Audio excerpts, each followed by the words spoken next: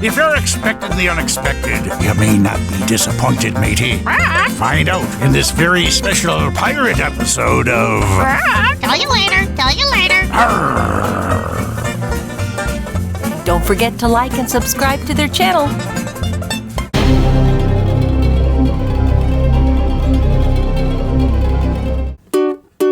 We haven't got a title song for this show, so we're singing this thing instead. Okay.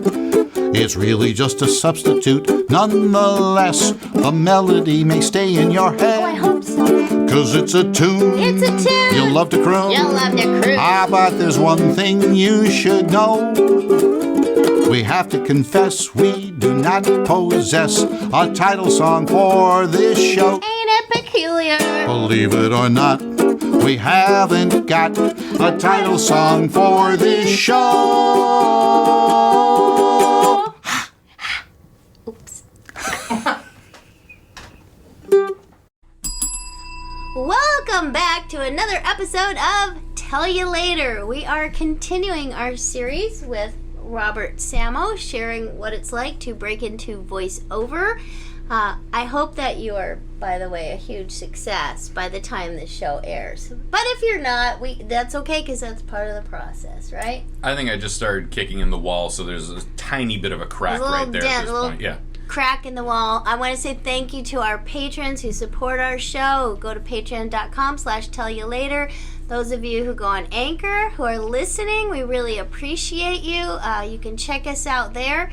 Also, on Patreon, you're going to get to hear more information. You get to see extra episodes. And we also now have a PayPal link for those who just want to give us a little tip or help support us. One-time thing. We really appreciate that too.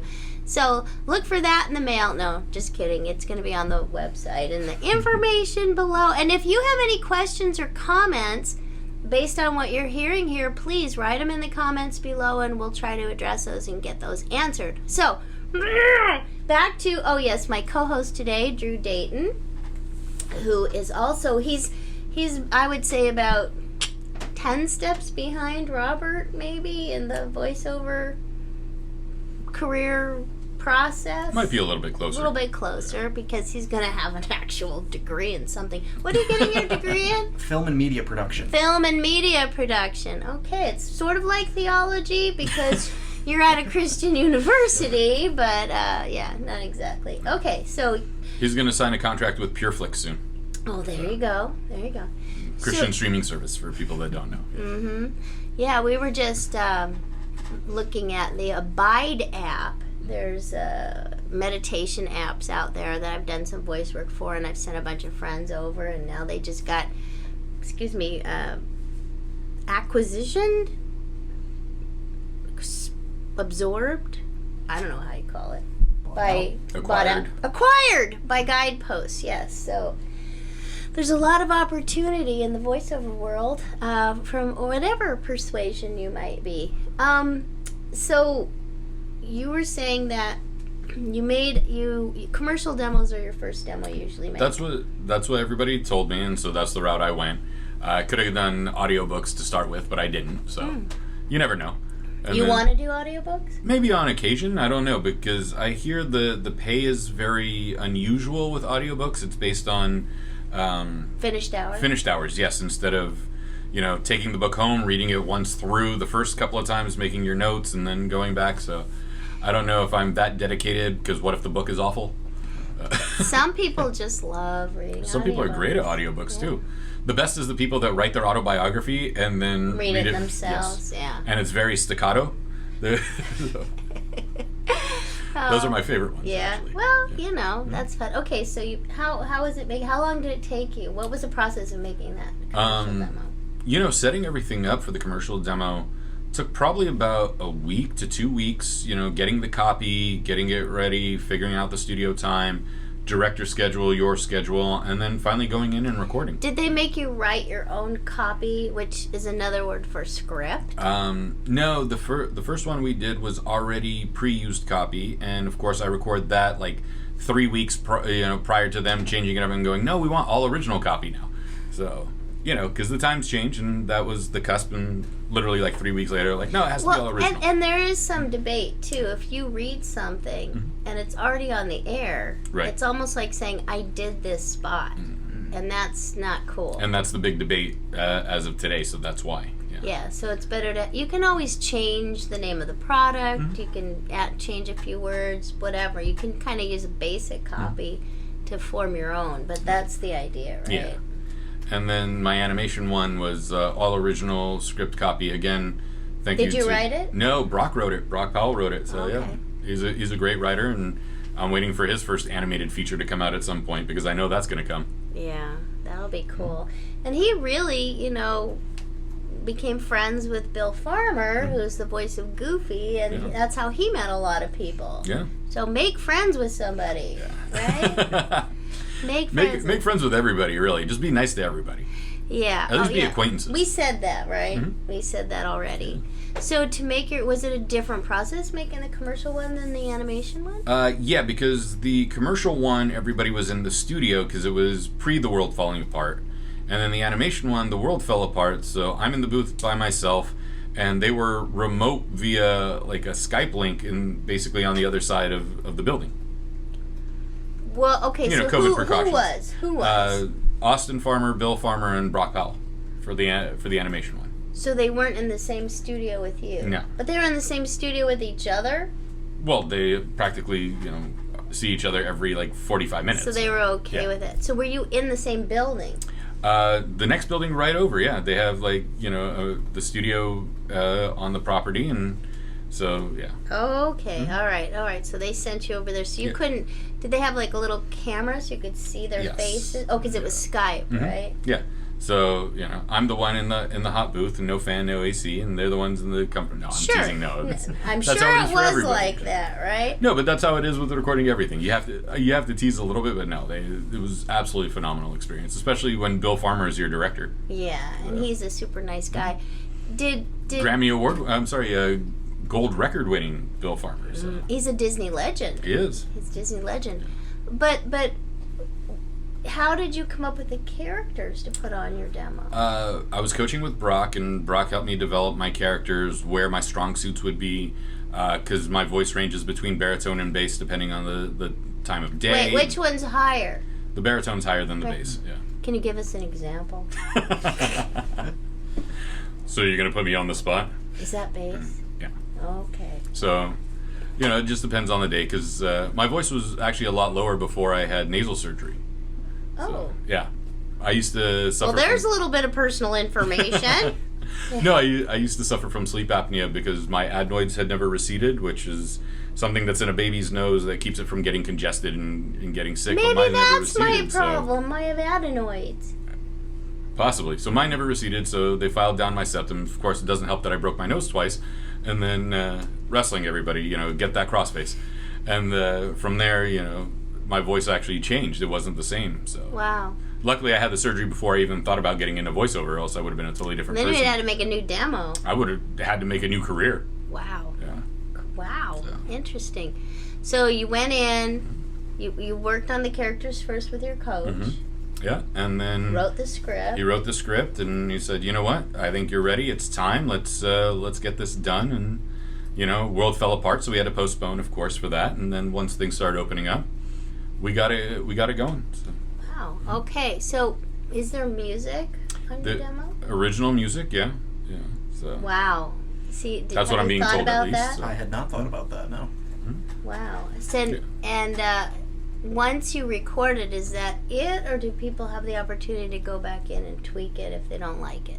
From what I'm told, because I haven't heard the final cut yet, but usually you're allowed to make corrections. You don't sit there and go, "Hey, I spent X dollars, and good luck to you." This is what we're giving you. I think depending on who your director is, and if you have a good connection with them, there's that option of making a few cuts here, a few cuts there. I like this take better than that take. Whatever else, because I remember the second take sounded better than the third take or fourth take or whatever it was that you put in there. So are you actually in there helping them when they edit? No, but you get to hear it, and then some people remember what they did if you have a good memory. So Drew, what makes you think you want to do animation? Is it animation that you want to do, or voiceover? Voiceover in general, I'd be happy to do animation or basically anything. I haven't quite found that niche yet. So, what makes you think that that's what you want? Like, what characteristics do you have that's drawing you towards that? Well, I mean, I enjoy talking, so That's good. Yeah, That's good. yeah, and yeah. You've proven that all afternoon. Oh yeah, of course, yeah. Well, this is something that silence is like a vacuum that I abhor. What is it? How does that go? I don't know. Although I did hear God occupies empty space. It's okay, but just trying to move things along. Okay? All right. Yeah, you know, I've always enjoyed doing fun little characters with my voices, so I just felt like it would be a natural progression, you know, especially being a film major. I walked in not really knowing exactly what I wanted to do as the end goal, and I kind of stumbled into that as hadn't really considered it as a possibility, so I figured I might as well see if it's possible and go from there. Right, so it just goes to show you that you can go to school to get a degree. There is no degree for voiceover. I mean, you go to college and then I think college is a good thing, but it really opens your mind up to what the possibilities are, because you may go into producing film or you may end up being in voiceover, right? Yeah, I mean, I wouldn't be here right now if it wasn't for my college, so. Whoa, that is so true. Okay. Did I scare you? Are you okay? No, I'm fine. I didn't expect you to have that epiphany at this moment. You just never know when it's gonna happen. It just, you know, you gotta. Okay, we're okay now. Yeah. Yay! Here. All right. Thank you very much. Hey, if we're not having fun, That's true. What's the point in being here, right? Martin will say, if we can't kid each other, who can we kid, right? Okay. But that has nothing to do with anything. I don't know why that popped into my head. Oh, this is turning into much more like a typical Tell You Later episode. There you go. Okay, so what was I going to ask you? It's a great Oh, question. I was going to ask. Thank you very much. And the answer is? Tell you later. There you go. So it all ties in. Oh, yeah. There you go. Are you like known for doing funny voices yourself? Not really. I think if animation is the route that I probably end up in, it's definitely going Video to be games? more so like either the ADR dubbing for anime, because they always need villains, and I think I am far more the villain than the teenage superhero. You know, I'm not going to be that guy. You could be. Yeah, maybe. Could be both, because Yeah. you know they have to have. They want to hire you to do True. more than one voice This is most true. of the time. But I really love public address. Yeah. What is the public address? The PA announcer over the games, the ring announcer in the fight, you know. Oh, I thought it those was things. like the address of the White House. No. So why would you make an animation demo if you want to go into public addressing? Because why don't I want to cover my bases and do everything? The market will dictate where they want me. So what I hear you saying is you thought it was worth the investment Absolutely. to create all these demos to see Right. where your spaghetti sticks. Absolutely. And the fact that my mom's from Lebanon, so I'm half Lebanese, I'm half Assyrian. Thanks to Katie, since my father taught me Aramaic, I got to be the voice of Jesus. That was your first gig, That was right? my very first paying gig, was Jesus in Aramaic. I know someone called Yeah. me, because I'm kind of known for, I like to network, and I know a lot of people, and I love to give people jobs. Don't everybody ask me for a job, but somebody I met who does the Bible Project said, do you happen to know anybody who speaks Aramaic? And I'm like, I think I do. And but I speak an Eastern dialect, And that's so what they wanted. They wanted a Western dialect. Oh. So I called Father Thomas at St. Mary's Syriac Orthodox Church, and I said, "Father, can you help me with this?" And he's more than happy to Father oblige. Thomas. Yeah. Okay, got it. So, over in Anaheim. So he was more than kind enough to oblige me and help me with the dialectic translation between what I spoke and what was required, and I was able to record it. So I got to use my linguistic skills. That's very cool. Yeah, but with that in animation, you know, I want to be Simon Baz, the Lebanese Green Lantern, since my mom's from Lebanon. So Is there a Lebanese there's a Lebanese Green Lantern. Yeah. Wait a sec. What's Green Lantern right now? There's a million of them. So Earth is the worst sector because each sector gets one Green Lantern, and Earth has like 83. Like, that's how bad our, like, the Milky Way galaxy is that they need that many space cops. Oh, the Green Lantern is a space cop? They're basically a space police force. See, I'm kind of ignorant when it comes to Green Lantern lore. So there's a Lebanese Green Lantern, and no one's spoken for him yet? No one's ever done him well, yet. Who could you write to? Hey, if anybody out there is aware of some production where you're making the Green Lantern speaking Lebanese, Robert, how can they find you? You can just find me on Instagram at RCSamo, and that's the easiest one. That's my personal Instagram.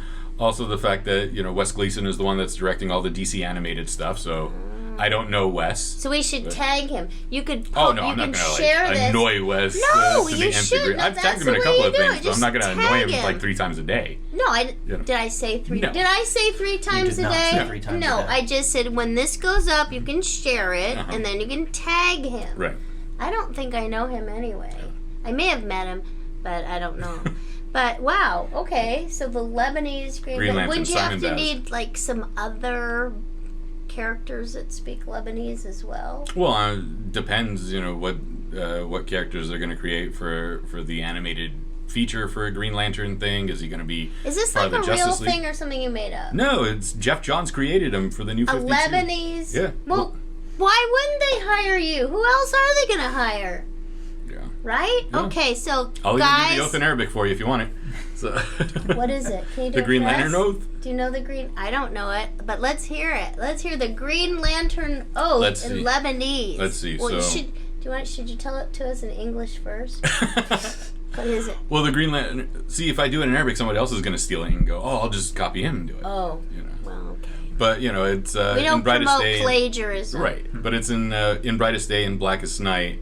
No evil shall escape my sight. Let those who worship evil as my fear my power. Green Lantern's light. And then in the Arabic, it would start off with فَأَلْمَعَ الْيَوْمًا فِي اللَّيْلِ الْأَسْوَدَ بِدُونِ شَرٍ بِجْيُوبْ أَنِي هَرِبَ. So that'll be like the first part of that, and then Wow. yeah, because the people that they got to do Jessica Cruz, who is a Hispanic Green Lantern, they didn't do the Green Lantern Oath in Spanish, so let's do it in Arabic.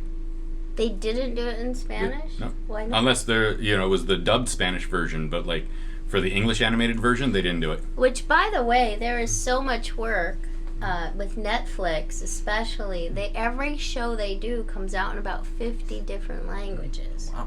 So there's a lot of dubbing work these days. Have you done any? Not for Netflix. I mean, just small stuff, non-union stuff. Still got that hammer and chisel and just chipping away at the wall, trying to get there. But, All right. Well, I'm filing willing. that away because Yeah. I'm sure I know some people who could use some Lebanese. Why were they so particular about Jesus's Aramaic? Well, because it's a different. There's 3 different primary dialects of Aramaic that are still in use. So there's the Western dialect of the Syriac Orthodox Church. There's the Chaldean dialect of Central Iraq, and then there's the Assyrian dialect that still permeates most of the Fertile Crescent in Syria, Turkey, Iraq, and Iran. And so I speak the Eastern Assyrian dialect, and the one that was used that was primarily in Lebanon and the Palestinian Israeli territories is the Syriac Orthodox Church one that they use. And is that what they speak? To there? enjoy the full episode, please support us at patreon.com/tellyolater. Thanks a lot. Was there anything else that you think I'm missing? Well, if we think of anything else, we'll tell you later.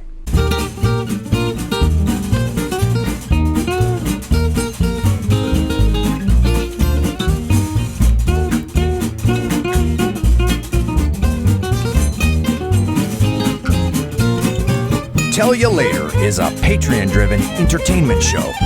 So what are you waiting for? Come on over. Join us at patreon.com/Tell You Later.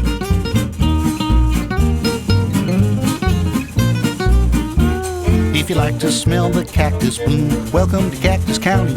And loads of elbow room, welcome to Cactus County. If you like your mornings fresh and clear, welcome to Cactus County. And a pleasing breeze throughout the year, welcome to Cactus County. Now if you're tired of wandering o'er land or sea or foam, there ain't no point in pondering, just make yourself at home.